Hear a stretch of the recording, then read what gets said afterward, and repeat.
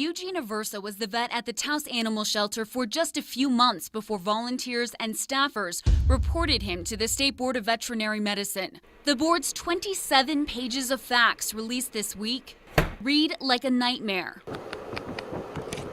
With 18 cases of animals who suffered or died under his care. What I wanted out of this was to have his license revoked, period. Taffy was brought in for a procedure a month after Aversa was hired.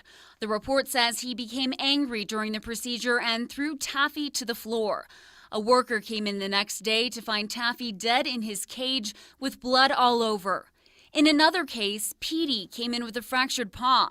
The state says Dr. Aversa wouldn't change bandages, and when he finally did, the foot fell off. A kitten's euthanasia was the final straw.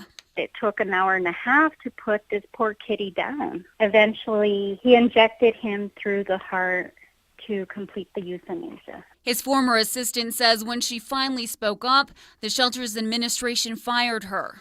In the 18 cases, the board ultimately ruled Aversa was guilty of malpractice, incompetent, and inhumane. The discipline? 30-day suspension, and he asked to spend a couple of weeks shadowing an experienced shelter vet. I think that this is a person who needs to be watched very, very carefully. If Aversa completes those requirements, he could get 3 years probation and be allowed to practice during that time.